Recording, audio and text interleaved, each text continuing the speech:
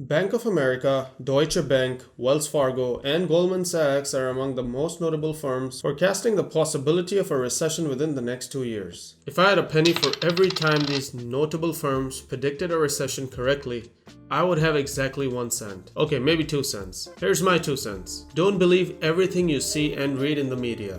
These people make money by selling fear. Having said that, there's a good chance that these notable firms may have a point this time, because the laundry list of the reasons to be a pessimist in this economy are growing. This includes the S&P 500 falling off a cliff and entering bear market, the fall in existing home sales, weakening sentiment across all home builders, and not to forget, the drop in retail sales. The drop in retail sales was especially evident when Target reported earnings earlier this month, a 25% drop in one day, the biggest since 1987, and a day to forget for Target shareholders, to say the least.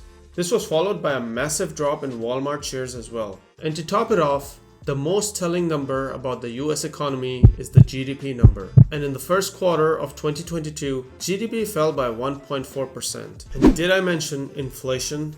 The elephant in the room? It is still the top concern for most. Inflation hit 8.3% in 2022, or at least that's what's being reported, because it may very well be much more than that. But sure, let's go with 8.3%. This 8.3 translates into American households spending almost $350 more every month on basic necessities.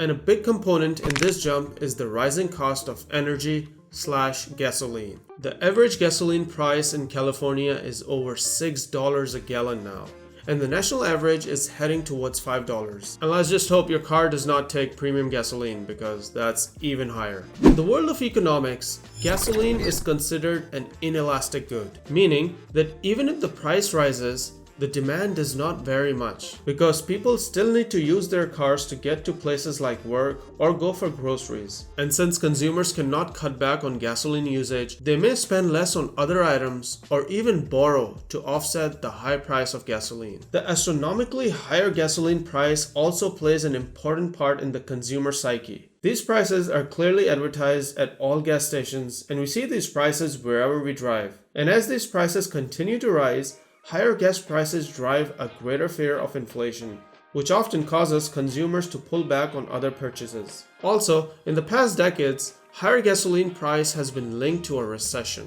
Reason being, if you look at the bigger picture, oil is not used just to fuel our car engines. It is used to produce a wide variety of products. Higher oil prices mean that you're likely paying more for all these products. So to say that oil prices are linked to a recession is not completely untrue. Real estate market has also gone through the roof. However, April saw existing home sales fall slightly, led by a slowdown in single-family homes. Another factor that I look at closely is the building permits. Building permits, which offer a glimpse in future construction, also declined, according to the data released this week by the Department of Housing, indicating that home builder sentiment is the lowest in 2 years. This really is no surprise, because interest rates are going up. The 30-year fixed rate mortgage is now touching 5.3%, which is almost double that of early 2021. Inflation is at a 40-year high, and the Federal Reserve is left with no choice but to raise interest rates to maintain equilibrium. Earlier this month, the Fed raised the interest rates by 0.5 percentage point. That's the largest hike in over 2 decades, and chances are that it will happen again. There's a lot of comparison between the current market situation and 1994. Looking back in history, in 1994, Fed Chair Alan Greenspan nearly doubled interest rates to 6% in just 7 hikes. Greenspan was still able to execute a so-called soft economic landing. But the major difference between 1994 and 2022 is that Greenspan was ahead of inflation. He saw that the market was booming and running hot, so he went ahead of the curve to increase interest rates. What we have on our hands right now is inflation that we haven't seen in decades. And Jerome Powell, in my opinion, is playing catch up with inflation, and that is a problem. The soft landing was also made possible in 1994 because of the geopolitical environment back then. Today, however, it is a very different story. COVID-19 and the war in Ukraine are playing havoc on the supply chain and energy prices. According to the Federal Reserve, for every $1 loss in household wealth, consumers tend to cut back on their spending by 4 cents. And with the recent turmoil in the stock markets, households will begin to worry about their 401k balances and they could cut back on their spending. According to one estimate, consumers could cut back as much as 2% of the GDP. Historically speaking, if you look at the past 7 decades, every time inflation has exceeded 4% and unemployment has gone below 5%, the US economy has gone into a recession. Well.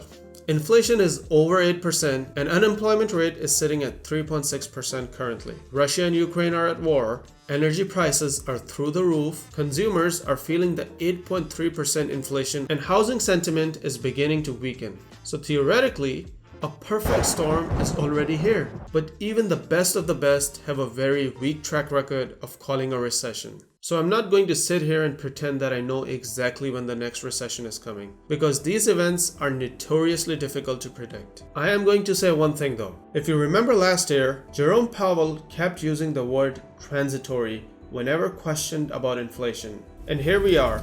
Inflation is at a 40-year high. Today he's saying that inflation will be dealt with and assuring us of a soft economic landing, even though all signs are pointing in the opposite direction. I highly doubt there will be a soft economic landing, but a softish landing where we're able to get away with a mild recession is probably our best hope at this point.